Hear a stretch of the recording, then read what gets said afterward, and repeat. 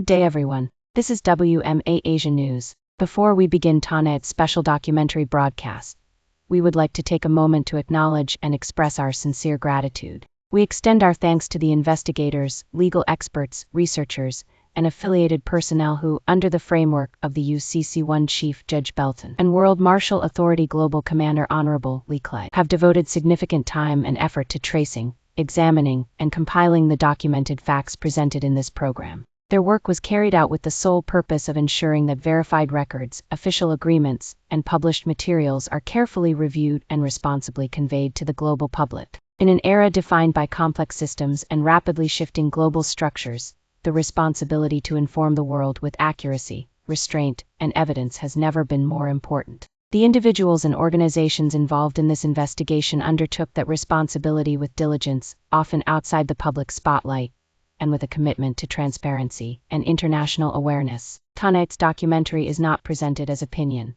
nor as speculation. It is a chronological examination of publicly available documents, academic sources, institutional statements, and certified records. Its purpose is to provide viewers worldwide with a clear understanding of the structures, policies, and mechanisms that are shaping economic governance, sovereignty, and human rights in the modern era. As always, WMA Asia News encourages viewers to observe carefully, think critically, and draw their own conclusions based on the evidence presented. With that, we now invite you to watch this special documentary report. This is WMA Asia News.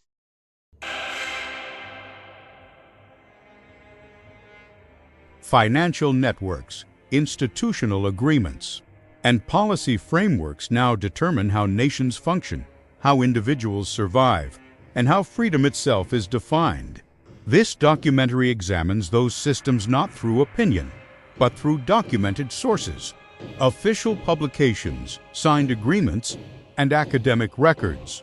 Over the past century, global institutions such as the United Nations, the International Monetary Fund, and the World Bank have been presented as mechanisms for stability, development, and cooperation. Yet historical evidence and insider testimony reveal that these institutions also operate as instruments of economic leverage. Loans issued in times of crisis often require nations to pledge natural resources, infrastructure, and policy autonomy as collateral, creating long-term dependency rather than recovery. At the same time, a parallel narrative has emerged from global policy forums. Visions of the future promoted by the World Economic Forum describe a world in which private ownership is replaced by access. Economic life is fully digitized, and participation in society depends on compliance with centralized systems. These ideas are not hidden. They have been published, promoted, and formally integrated into international agreements connected to the United Nations 2030 Agenda. This documentary traces how these financial mechanisms and ideological frameworks converge. It examines how debt, digital currency, and administrative control can function together to limit sovereignty, erode privacy, and condition basic human survival on system approval. It explores how crises, economic, social, and global, are used to accelerate structural changes that would otherwise face resistance. The observer emphasizes that this is not a story about conspiracy or speculation. It is a chronological examination of publicly available material, books written by former insiders, official policy statements, historical political texts, leaked government memoranda, and international lawful documents.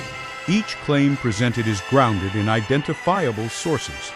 The documentary also examines the lawful dimension. International human rights law recognizes the right to own property, the right to privacy, and the right of peoples to control their natural resources.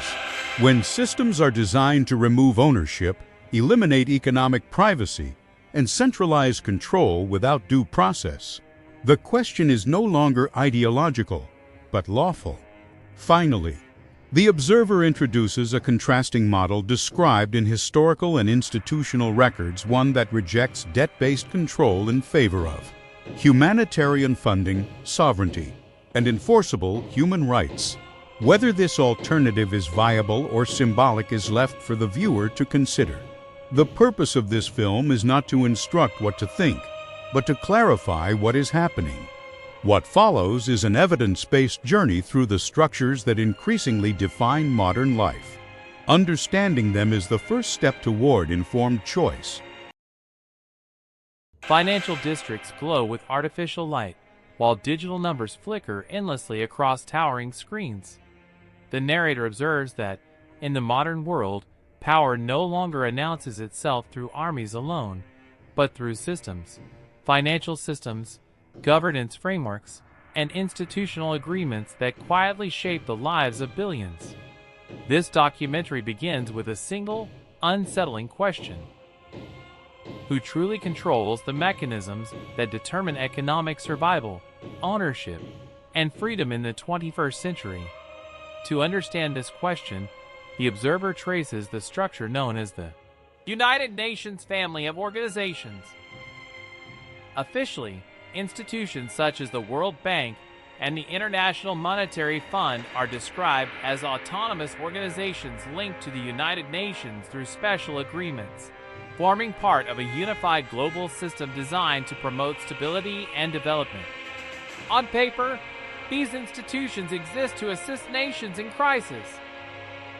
Yet the observer notes that behind this stated purpose lies a more complex reality, one described not by speculation, but by insiders who once operated at the highest levels of global finance.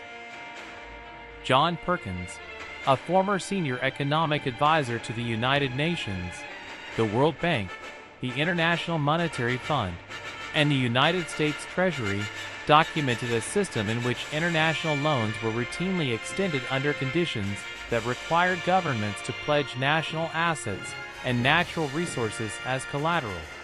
The observer emphasizes that these were not abstract theories, but first-hand accounts from within the system itself.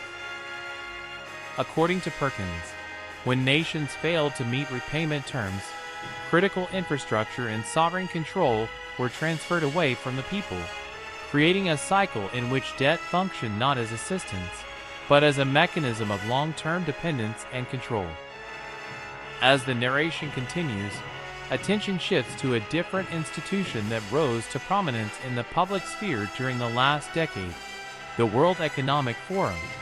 In 2016, a publication authored by Danish Member of Parliament Ida Auken and disseminated through the World Economic Forum described a future society in which individuals would own nothing, access all goods as services, and live without traditional notions of privacy. The observer notes that this vision was not presented as fiction, but as a projected outcome of policy and technological integration. Shortly thereafter, the World Economic Forum released a video titled 8 Predictions for the World in 2030, which included the now infamous declaration, "You'll own nothing and you'll be happy." The video was later removed following widespread public backlash, but its message had already entered global discourse. The observer draws a direct line between these public narratives and historical political doctrine.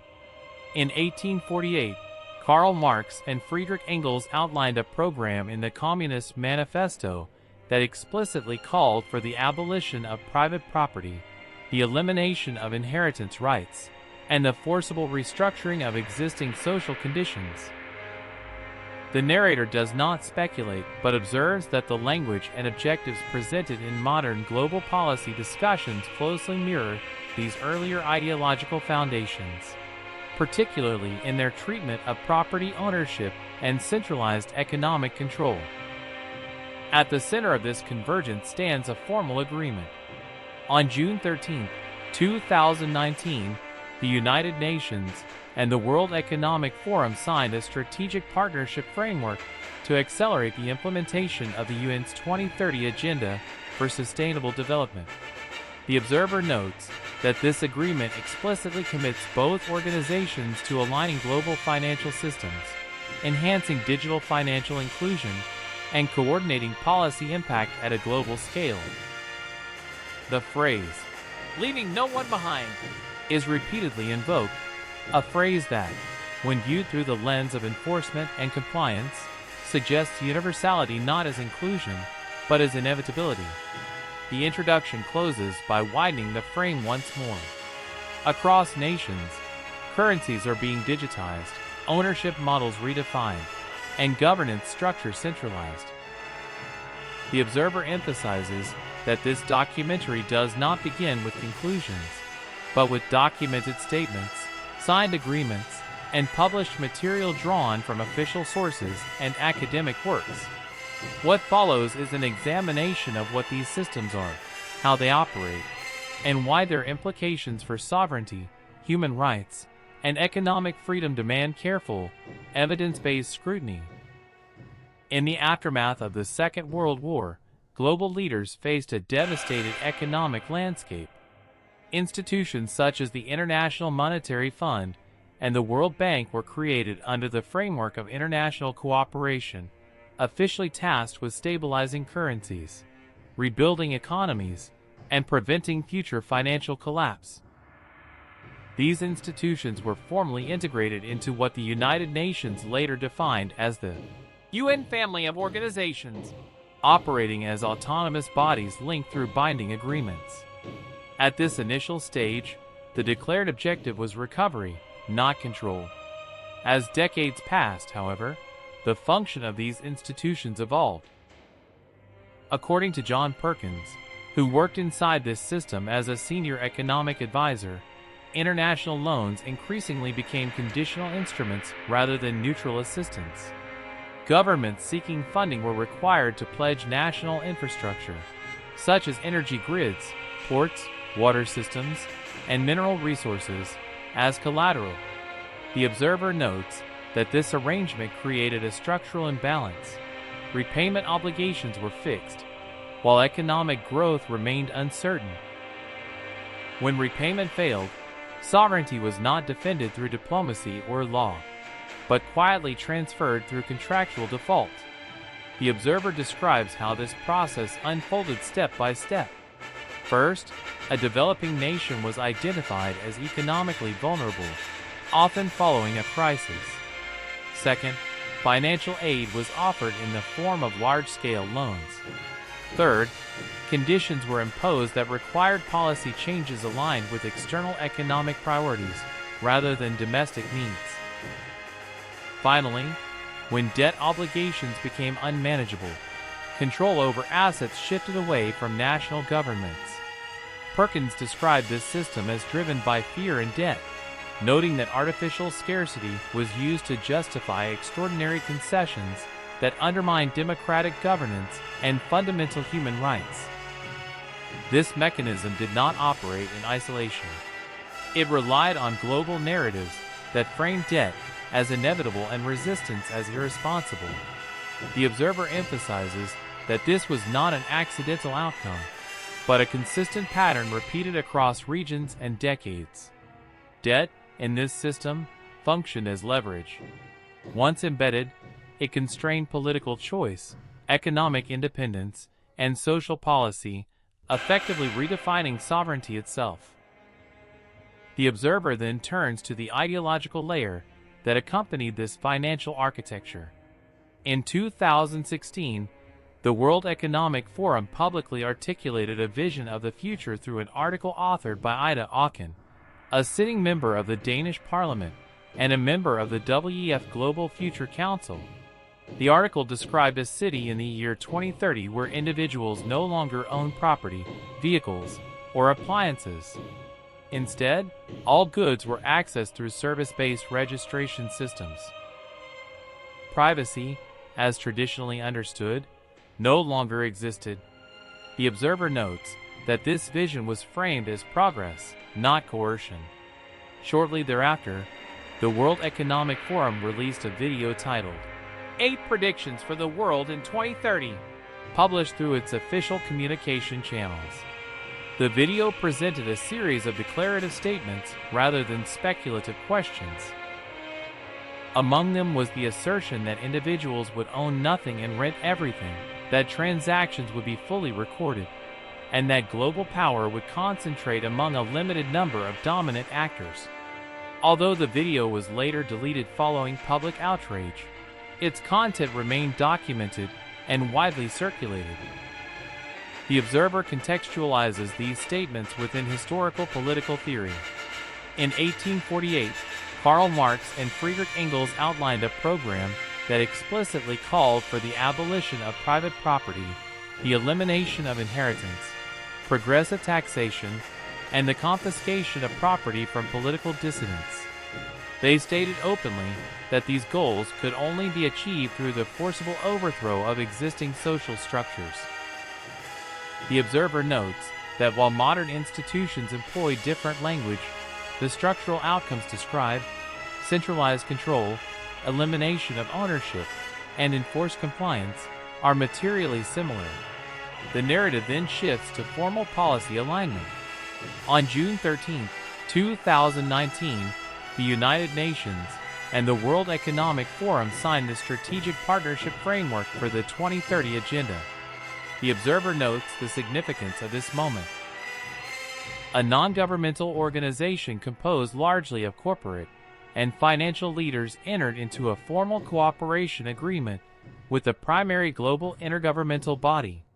The stated purpose was to accelerate implementation of the Sustainable Development Goals through coordinated collaboration and combined impact. Within this framework, particular emphasis was placed on aligning global financial systems and enhancing digital financial inclusion. The Observer explains that digital financial inclusion, as defined in this context, requires that individuals participate in economic life through traceable, programmable systems. Physical cash, anonymous transactions, and independent ownership structures become obsolete. Economic participation becomes conditional upon system access, which itself can be granted or revoked. The Observer then introduces a documented case that illustrates how such frameworks may be operationalized. In October 2020, a Canadian media outlet published leaked information attributed to a member of a government committee linked to the Prime Minister's office. The memo described a proposed response to crisis conditions that included debt forgiveness funded by the International Monetary Fund. In exchange, individuals would permanently forfeit ownership of property and assets. Those who refused would face escalating restrictions, relocation, and asset seizure. The Observer notes that the document claimed similar roadmaps were being prepared across multiple nations. This account is not presented as isolated speculation. Instead, the Observer places it alongside publicly admitted policy goals articulated by the World Economic Forum and formal agreements signed with the United Nations. The phrase, "leaving no one behind," frequently used in UN documentation, is examined not as a moral slogan, but as a statement of scope. In this framework, universality does not imply voluntary participation, but comprehensive coverage. The Observer now clarifies the central problem. Ownership, privacy, and economic independence are not abstract ideals. They are the practical foundations upon which all other human rights depend. When access to housing, transportation, communication, and employment tools is conditional upon continuous compliance within a digital system, dissent becomes materially impossible. The Observer notes that under such conditions, the suspension of economic access functions as punishment without trial. The documentary narration explains how this mechanism operates. If all essential goods are rented rather than owned, loss of payment capability results in immediate loss of shelter, mobility, and livelihood. If payment capability itself is tied to digital currency or universal basic income systems, access can be switched off instantly. The Observer emphasizes that this is not theoretical. It is a logical outcome of system design. Historical and literary warnings are then recalled. The New Testament described a system in which no one could buy or sell without authorization, a condition associated with total economic control. Islamic hadith literature describes similar mechanisms of marked economic participation. In the 20th century, George Orwell's 1984 introduced the concept of the unperson, an individual erased from society through administrative exclusion. The Observer notes that these warnings converge on the same principle. Control over economic participation is control over existence. The Observer concludes this section by restating the defined objective of the narrative. This documentary is not an argument, nor an accusation. It is a chronological examination of documented statements, signed agreements, published academic works, and leaked policy materials. The goal is to clarify what is being proposed, how it would function, and why the implications for sovereignty and human rights are profound. As global financial systems expanded their reach, nations and populations did not respond uniformly. The first major obstacle emerged in the form of public awareness. While institutional agreements and policy documents were drafted in technical language, their real-world implications began to surface through lived experience. Rising debt burdens, loss of national assets, and austerity measures imposed as loan conditions generated widespread social strain. The Observer notes that these outcomes were not unintended side effects, but predictable consequences of a debt-based enforcement model described by insiders such as John Perkins. Governments attempting to navigate these pressures faced a structural dilemma. On one hand, access to international funding was framed as essential for economic survival. On the other hand, acceptance of that funding often required policy concessions that weakened domestic industries, reduced public services, and transferred control of strategic resources. The Observer describes how this tension created political instability, as elected officials were forced to choose between immediate financial relief and long-term sovereignty. This was the first major challenge to the system, the growing visibility of its human cost. Public backlash intensified as narratives promoted by global institutions collided with economic reality. The World Economic Forum's projections for 2030, particularly the assertion that individuals would own nothing and rent everything, triggered widespread concern. The Observer notes that ownership is not merely a cultural preference, but a lawful foundation for autonomy. Without ownership, individuals lack the material security necessary to exercise freedom of speech, movement, and association. This realization transformed abstract policy debates into tangible fears. In response to growing skepticism, the strategy shifted. Rather than emphasizing ownership loss directly, institutional narratives reframed the discussion around efficiency, sustainability, and inclusion.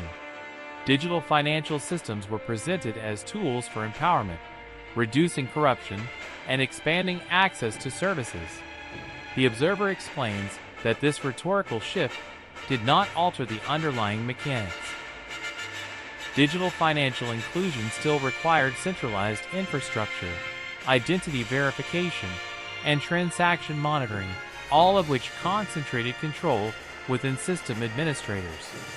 The next obstacle emerged through implementation failures.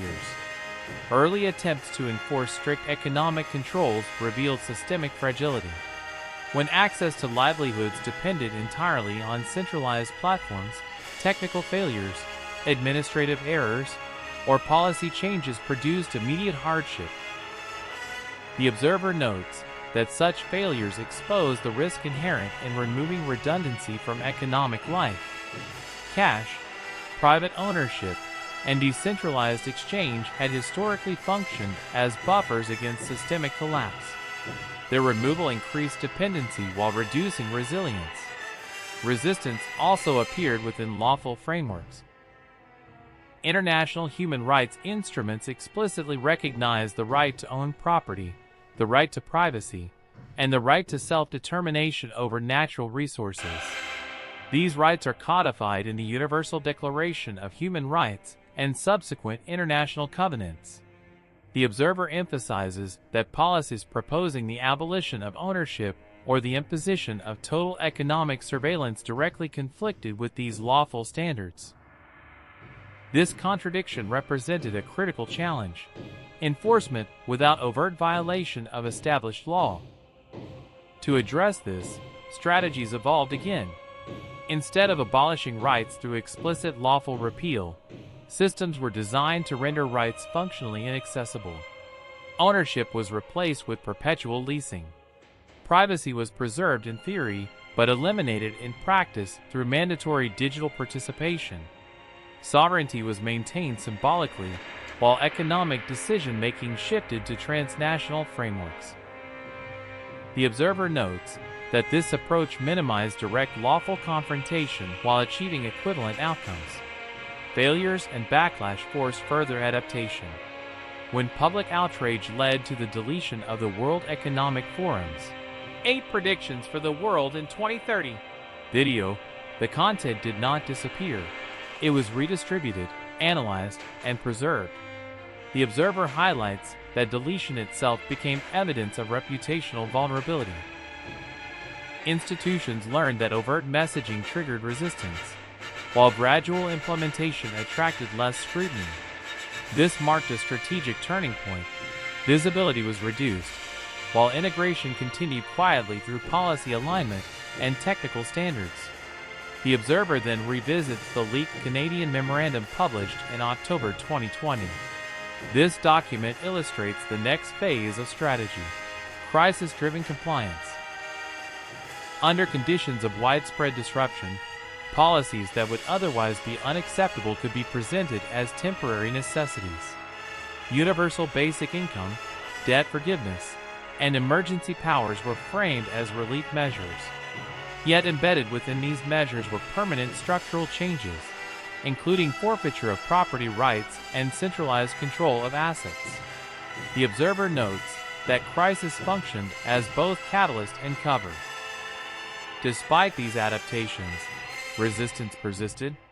Citizens questioned why relief required surrender of ownership. Lawful scholars pointed to due process requirements.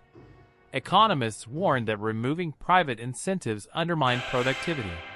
The observer emphasizes that each failure forced another adjustment, revealing a pattern of trial, resistance, and redesign. This iterative process demonstrated that the agenda was not static, but adaptive. The observer identifies the core challenge that remained unresolved: legitimacy. Systems of control can function only as long as they are perceived as lawful, necessary, or inevitable. When legitimacy erodes, enforcement costs rise. This reality compelled institutions to seek broader alliances, formal agreements, and historical justification. The UN-WEF Strategic Partnership Framework served this purpose by embedding policy goals within the language of sustainable development and humanitarian concern. As this section closes, the observer notes that the story is no longer about isolated policies or speculative futures.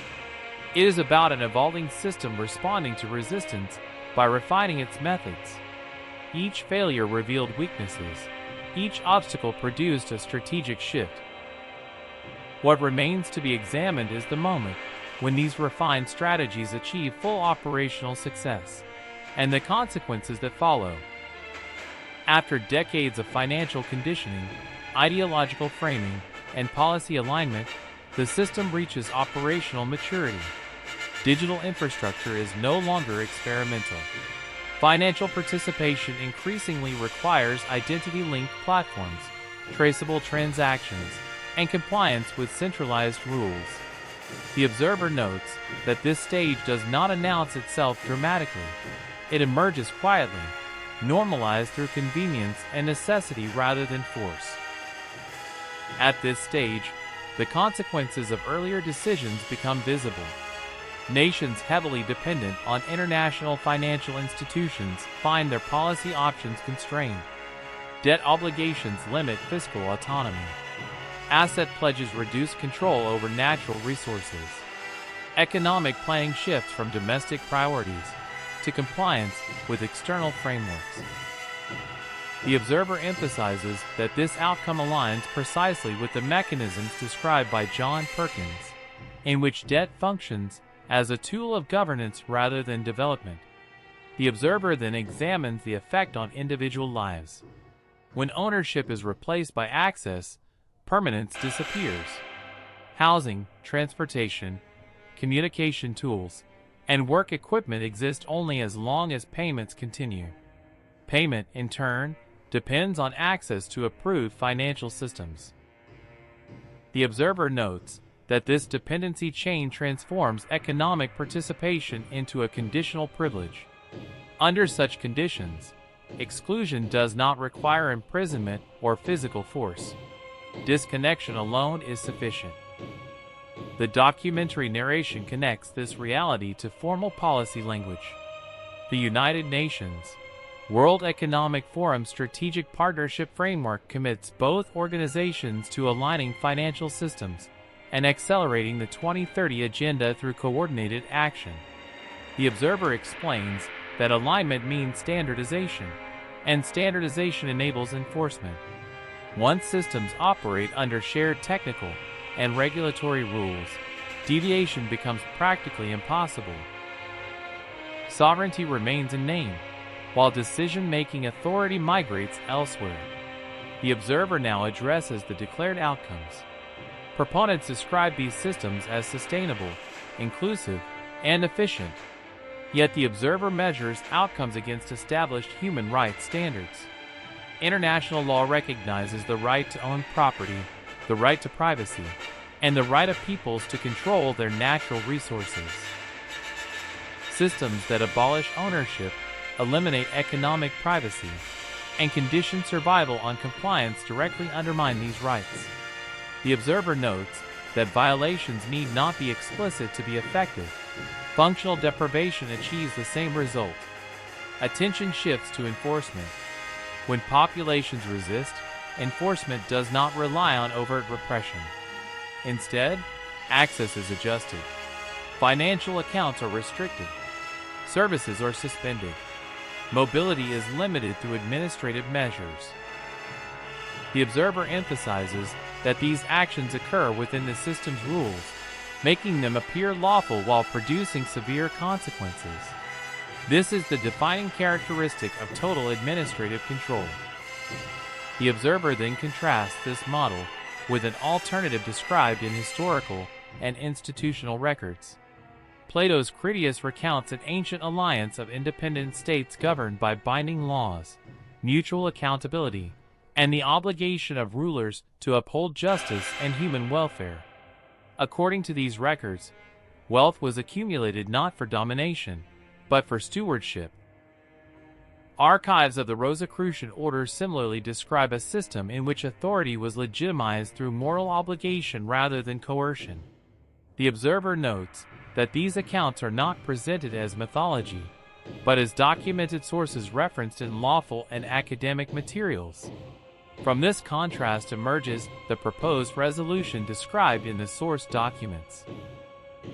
The sovereign royal portfolio, characterized as possessing vast resources accumulated under treaty obligations, is presented as an alternative funding model. Unlike debt-based systems, its funds are described as humanitarian aid rather than loans. The observer emphasizes that, under this model, funding is conditioned not on surrender of sovereignty, but on its restoration, along with the protection of human rights. This represents a direct inversion of the prevailing financial paradigm. The observer traces the modern reemergence of this alternative. Following decades of dormancy, institutional restoration efforts between 2007 and 2018 reestablished governance structures and lawful foundations. By 2021, an intergovernmental organization framework had been developed to operate these assets within the modern financial system. The observer notes that this process was explicitly designed to comply with international law while avoiding the mechanisms of debt and coercion described earlier. The outcome of this divergence becomes clear. Two paths are now visible. One path leads toward increased centralization, conditional access, and administrative control justified by efficiency and sustainability. The other path claims to prioritize sovereignty, ownership, and lawfully enforceable human rights through unconditional humanitarian funding. The Observer does not advocate but documents that both paths are presented as solutions to the same global crisis. As the documentary draws toward its conclusion, the Observer returns to the original question. Control in the modern world is exercised not through visible chains, but through systems that determine who may participate, who may own, and who may exist economically. The evidence presented throughout this narrative consists of published academic works, official agreements, institutional statements, and certified lawful documents. Together, they form a coherent picture of a world at a crossroads. The final image lingers on ordinary individuals moving through cities shaped by invisible systems.